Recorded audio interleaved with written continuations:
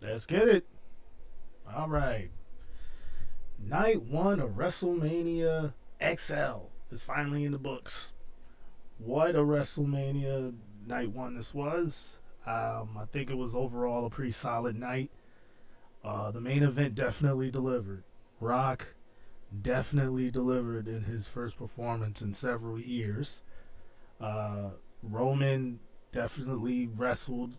You know, he it was a full effort by both guys. I didn't expect The Rock to work as much as he worked in the match. He definitely um, exceeded my expectations when it came to that. So it just tells you how much he cared about this main event and how much he wanted to show out for the fans. So shout out to The Rock, man, because I would have been perfectly fine if he didn't interact as much in the match, if he picked his spots, given his age, number one, and number two, given the fact that he hasn't wrestled in several years. So I would have been more than okay if he didn't, have a lot of spots in the match. But he wrestled a regular match. To his credit, he wrestled a regular match, no limitations at all. It was good pacing throughout, of course. So, there's not going to be a lot of high flying spots and anything like that. It's going to be, a pace match. Basically, any Roman Reigns match is pretty much that way. It's always paced out. But we'll get to that in a second. There's so much to talk about. I was writing on my board a bunch of different stuff. Let me see here. Well, for starters, we got the screen pulled up. As far as the results is concerned, this is right off the WWE site. So, I don't know why they haven't refreshed. Hold on. Did they put it? Yeah, okay. They updated it. There we go. So yeah, they updated it with the Bloodline winning against Cody and Seth. So let's start from the beginning, right? Um, the show opened up with Rhea Ripley versus Becky Lynch. So coming into the night, I didn't realize it, but apparently Becky was sick coming into the match. Strep throat, uh, elevated body temperature, fever, whatever. Saying, they were saying this throughout the match as far as Cole and Pat McAfee was concerned. So they was planting the narrative already about, hey, she's wrestling sick. She's basically doing her Jordan right now. And it was a solid match overall. It was really good. I mean, Rhea Ripley came out like a star, man.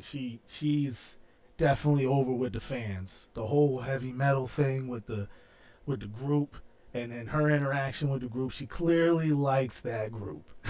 And she clearly likes the song that she comes out to and to the ring. So having that dynamic there made a great WrestleMania moment. So clearly she's over with the fans. So the right choice was made. Rhea Ripley retained her world championship. I mean, it was the right decision that had to happen. Those two had a solid match though, back and forth throughout.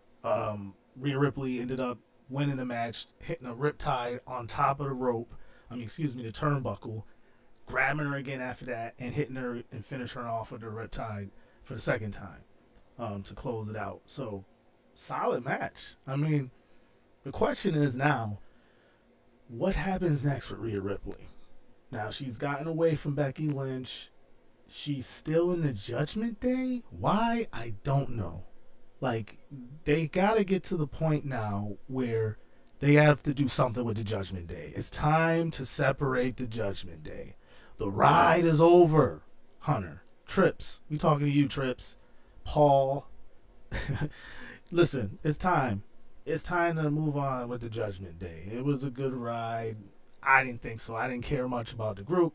But clearly, Rhea Ripley, she's a big star now. She needs to be removed from that group. Now, I think the seeds are being planted slowly as far as the dissolvement of the group. Maybe we'll see more of that Monday Night Raw because Finn and Damian Priest are no longer the unified tag team champions. So they don't have any gold anymore.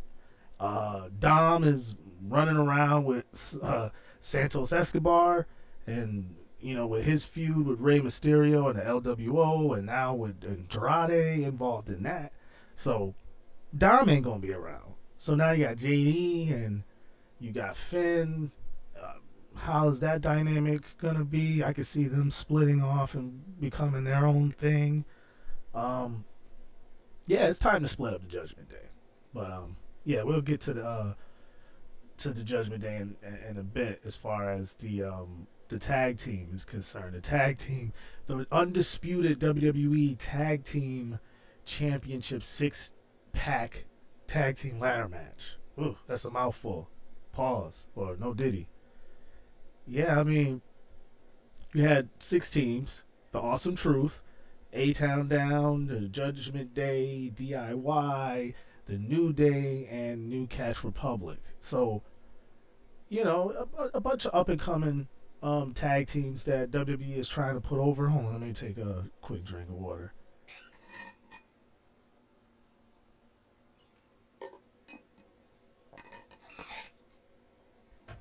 Getting used to this live thing. Usually I pre-record everything, and I'm such a perfectionist that I'm always pacing in between my recordings because I'm thinking about edits.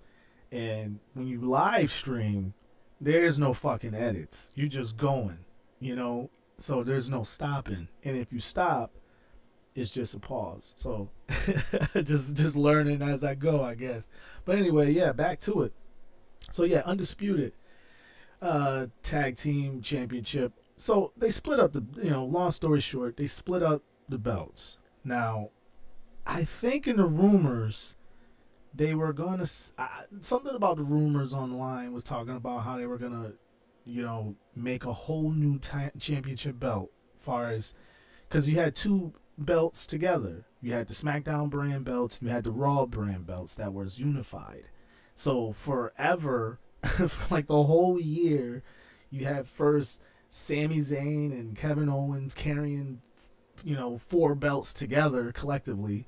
And now you had Damian and Finn carrying those belts around, which made no goddamn sense because every other belt got redone except for those tag team championships, which I don't get. But now that they've separated them once again, where there's two different champions on both of the brands, as far as Raw and SmackDown, you know, I don't know what's gonna happen. Now, are they gonna redesign both of the championship belts? Are they gonna have two separate designs or the same design with the brand coloring as far as SmackDown blue, Raw red? Or are they just gonna keep the same design? Which I hate that design. I mean, they could do away with it for all I care. But yeah, so A Town Down, as you can see here, A Town Down is now the new SmackDown champion, tag team champions. And for Raw, the new tag team champions is the Awesome Truth. Now, the Awesome Truth winning was cool because apparently R-Truth has never had his moment at WrestleMania. He's been in this company forever. Forever. And that just tells you how much an asshole Vince McMahon was. It was a lot of things that was done away this weekend that Vince was purposely meddling in and not allowing to organically happen. As far as Paul Heyman's induction, we'll get to that at another later date. And maybe I'll get to that later in this stream because I wanted to touch on his speech too as well. But yeah, Awesome Truth, Raw champs, A-Town Down, SmackDown champs. It's a perfect, I guess, split the middle, split the pie, I guess. You got a babyface tag team, and then you got a heel tag team. A-Town Down being young guys. SmackDown, you need to build that up in that tag team division over there. So it makes all the sense in the world. Now, I believe after that, you have Ray and Dom and their little feud continuing with Santos Escobar. And you can see right here, look at that.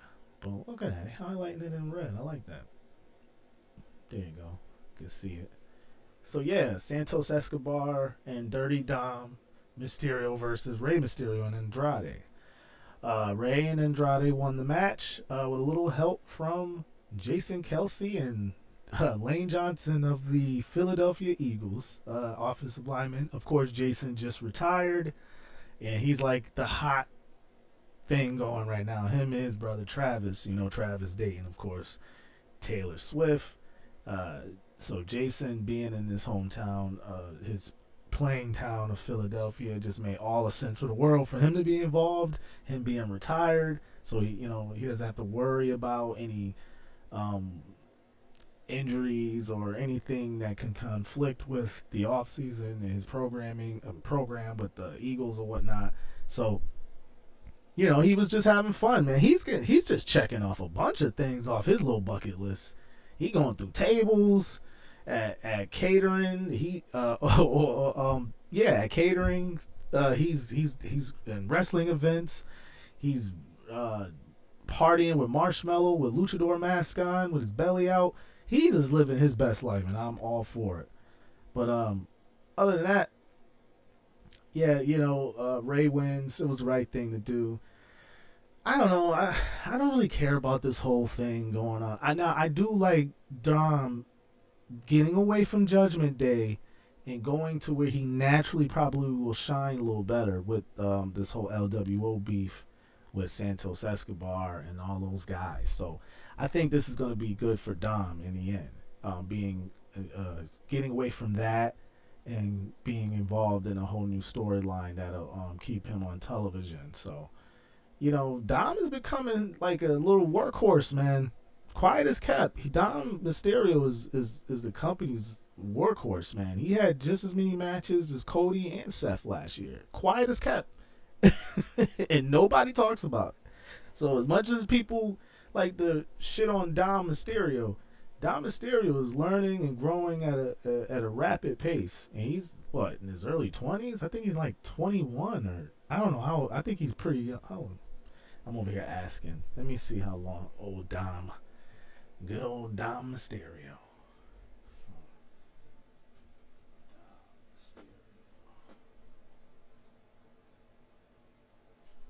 Oh shit, he older than I thought he was. Dom Mysterio is 27 years old. Born in April 5th, so he just turned 27. Alright. So, yeah, I mean, wrestling age, he's still a baby. He's just now entering where things is starting to make sense for him now. So, yeah, good for Dom, man. He's going to be getting himself into something else aside from the shitty and over drawn out Judgment Day storyline that I'm getting tired of. Alright, so that was solid. You got the Jey Uso and Jimmy Uso match that happened after that. Now, I have to say this. I didn't get a chance to talk about how good WWE's video packages was all night. Yo, their video packages setting up the matches before they happen was just incredible. I'm talking about cinema type shit. And you really get to see the difference between... I watch a lot of independents. I do. I watch them all. I'm talking from GCW, from MLW, you name them. All of them. Or most of them. Some of them I don't, waste my time because it's not for me. But when you get to see the video packaging at the highest level, then you get a better appreciation for professional wrestling. I'm sorry. And if you don't watch WWE, you won't understand what I'm saying. You have to watch WWE to see things done at the highest level that it can be done. So then you can have an appreciation. Say, okay, it's like being a fan of Disney, right? Or I don't know, you name any big movie production studio or whatever. And they're the standard. Let's use Disney. They're the standard. They're the standard at what they've done for decades. And you want to measure yourself against them and as far as their production and what they put out. You don't want to mimic it, but you want to measure yourselves against them. No diddy. So when you see, the top of the top handling business and doing it the way it's supposed to be done, then you get a better perspective of what you should do on your level.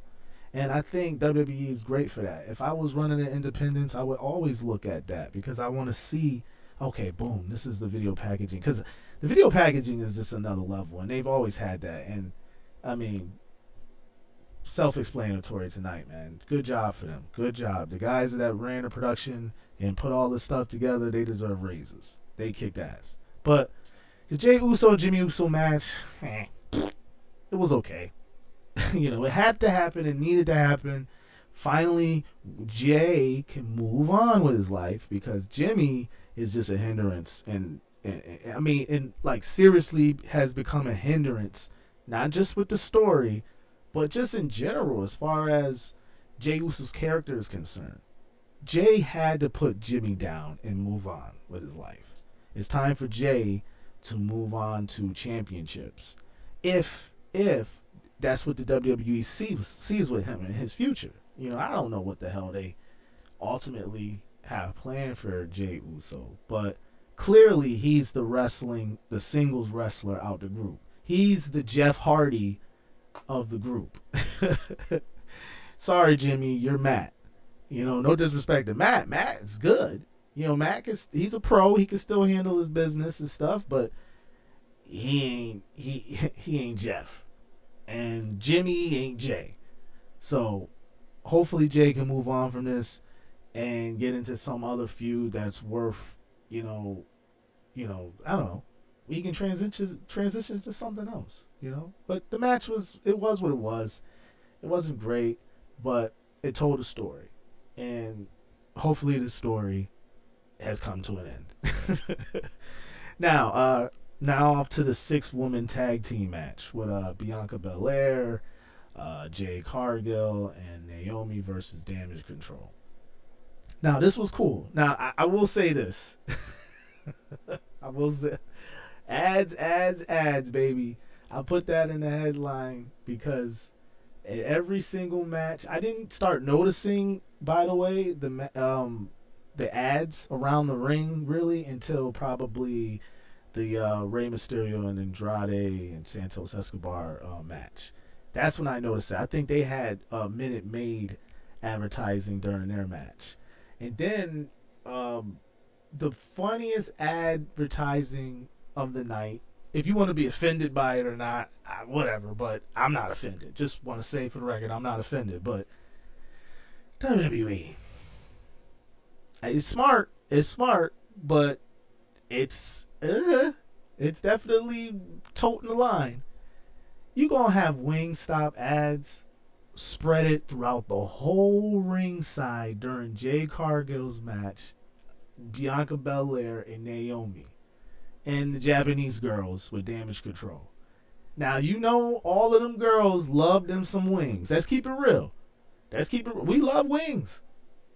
And don't tell me that the advertisement people in WWE TKO don't know that us people like wings. I just found it really coincidental that the minorities of the wrestling card had the Wingstop ads around the ring. I'm just curious to me. I'm cool with it. It's smart marketing, by the way. I'm cool with it. It's smart marketing. I'm not offended by it at all as a brown guy. But I have to call it out for what it is. So I got a chuckle from that. I was like, what the hell? Wingstop ads? Really, WWE? They definitely knew that a lot of us was going to be paying attention to that segment, to this specific match. So the advertisement department was doing their jobs, I guess. But solid match. It was basically a match to feature Jade Cargill. Cargill got the pinfall over which one was it? Was it, I can't remember if it was if it was Zayn or if it was I can't remember her name, Dakota. I can't remember which one she pinned, but Cargill went over. It was definitely a highlight piece for her to get her comfortable. Bianca Belair and Naomi carried the match for the most part for Jade. As they should have, them being the pros, them being in the business and doing this a little longer than her. But it was great. You know what? I watched the match too, and I was looking, and the more I see her, the more I start to realize, like, she might be the one And I'm talking about Bianca Belair. She's impressive, yo. She's really impressive. Like, she can do a lot of the wrestling moves and do more and still be powerful. Like, she can do stuff that even Jade can't do. You know what I'm saying? Backflips and all kind of stuff. And she's a powerhouse as well. Like, she got the look. She's a superstar. That whole team looked like superstars tonight. No fronting. But yeah, I Jay Cargill went over. So what happens next from that team as far as Jade and Bianca and Naomi, who knows? We know now that I guess they're probably friends now, so I don't know. I don't know what's gonna happen. I'm pretty sure one of the two of them, maybe if it's Naomi and Bianca, they're probably someone's gonna take them tag team championships off of Asuka and Zayn. It's gonna happen.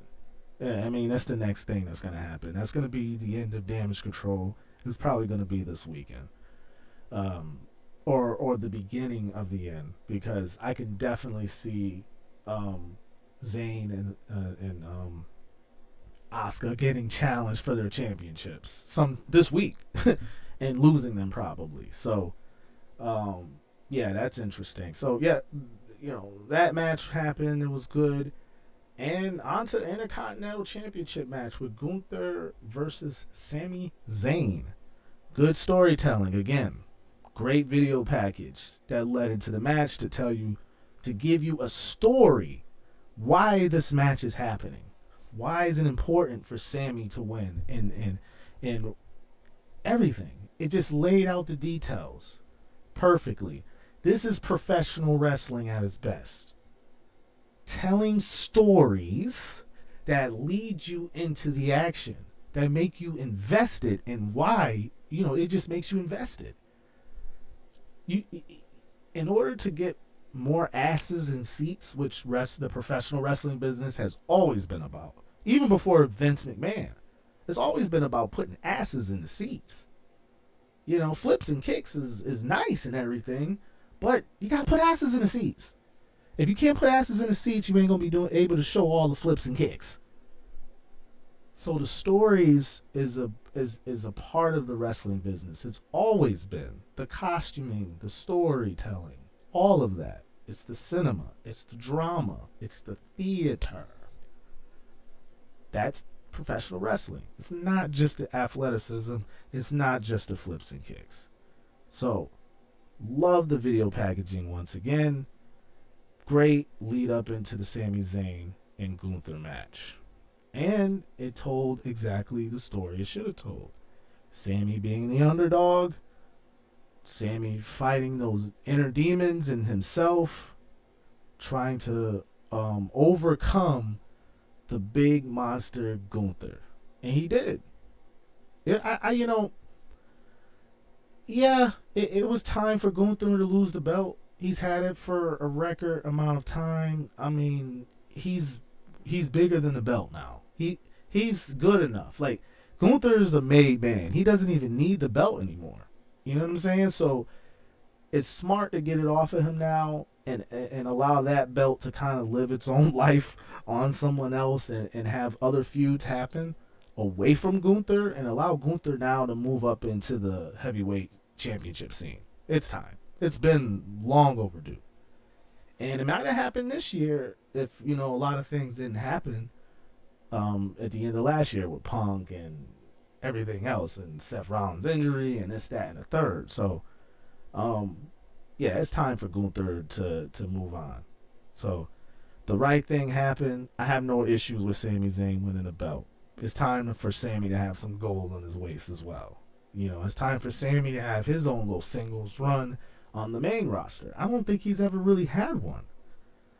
And Kevin Owens has had his run. It's been a long time since then, but Sami's never really had his singles run like this. Where he's a champion and he can be on TV multiple weeks, etc. So, cool for that. Glad that happened. Now, is that the last one before the final boss in the Bloodline? I think so. Hold on. Wow. I'm just going through these, man. Like, whipping through them.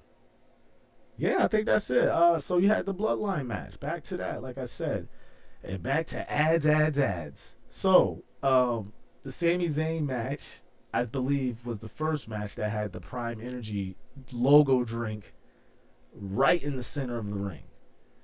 I think the ads are a little overkill. I'm sorry.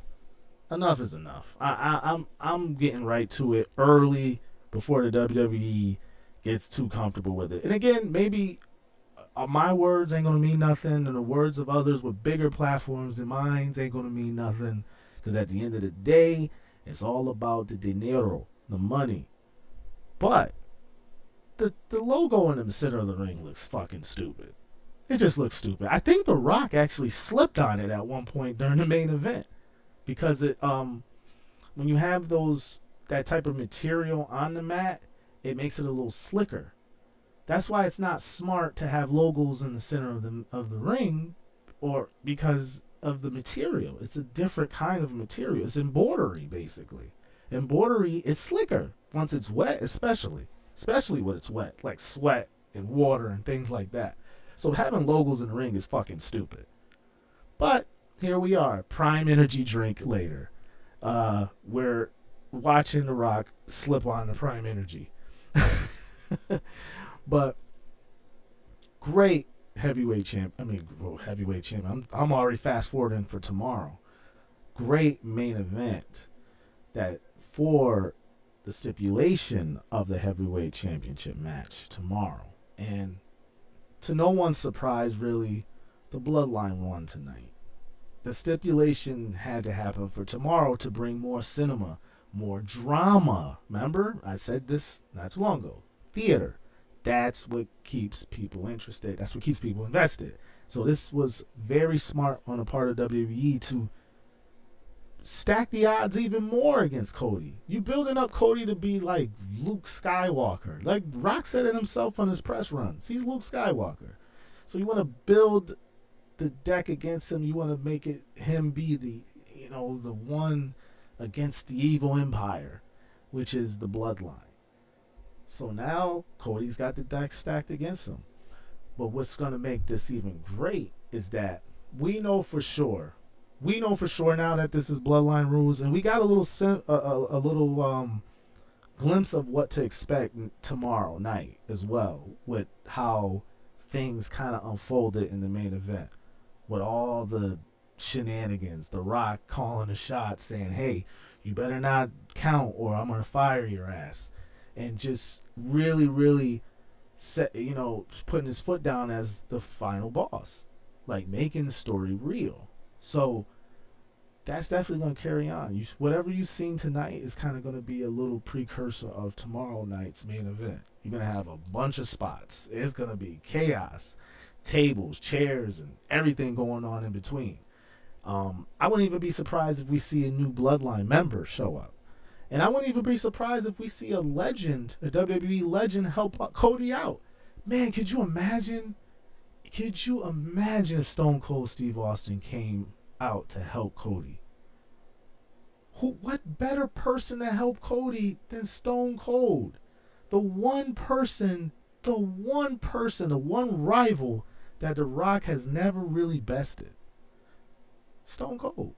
Now he helped retire him in that third and final WrestleMania match they had, but Steve has always, for the most part, bested him. That's his, that.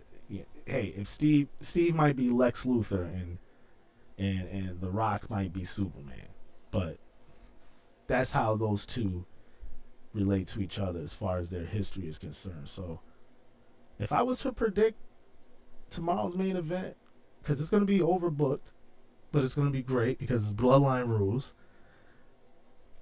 Stone Cold has to come out. I mean, surely he has to come out, right? He's perfect with it. He's on the ranch. I see him with his cat Poncho, stroking his cat paws on his ranch, doing, looking great. I'm sure he's in shape. Why not? Why not come in and make a quick buck? Go see your boy Paul Heyman. So Man, tomorrow night's gonna be interesting. It was a solid night tonight. I was happy that they finished early so I can have this recording with you guys. Um, hey, hopefully they won't kill us with ads tomorrow with Dude and Minute Maid and Wingstop and all this other crazy stuff going on. But yeah, it was definitely an interesting first night, and hopefully night two could definitely top night one, and it's setting up to, honestly. Because look, before let me go through the card real quick. So you got what is this, WrestleMania Sunday match card? So you still have the street fight between Bobby Lashley and the Street Profits versus Final Testament. That's what's those two big dudes, and what's my man? I can't even remember his name. Anyway, you got LA Knight and AJ Styles. That should have had a stipulation. I think that should have been like no DQ. I think they might have missed it on that. They should have did a no DQ stipulation, because that whole feud has turned into bad blood. So maybe this isn't the first match these two will have either. I hope AJ Styles goes over tomorrow, being that I don't think he's ever won at WrestleMania. So if he, I would like to see, as a fan of AJ Styles, I would like to see him go over and then put LA Knight over in the next encounter with a stipulation, because this is not gonna be the last match between these two. Logan Paul versus Randy Orton and Kevin Owens. I want Logan Paul to win this match. He needs to go over it. He's one of their top heels, and you want to keep him at the top, because right now isn't the time for him to lose the strap, in my opinion. Io versus Bailey. That's going to be interesting. Love to see how that ends up. And Drew versus Seth. Drew should win this belt. I mean, they got Clash at the Castle coming up in Scotland. Drew's going to win this title. It makes all the sense in the world. And Cody versus Roman. And I already told you what I think should happen. So, man, I'm excited. I'm definitely going to see y'all tomorrow. Tell me what y'all think in the comment sections below as far as what you feel about night one of WrestleMania XL in Philadelphia. Tell me, was it alright, or was it, below par? It didn't meet your expectations. Whatever you thought. Let me know in the comment section below. Also, I don't know, maybe I'll put a poll up. I'm not sure. I should probably put a poll up. If I do, definitely vote on that and see, so I can see what you guys thought as well. But alright, man, time to wrap things up. Talk to you on the next one. Tomorrow night, day 2. Peace. Oh, and acknowledge the tribal chief.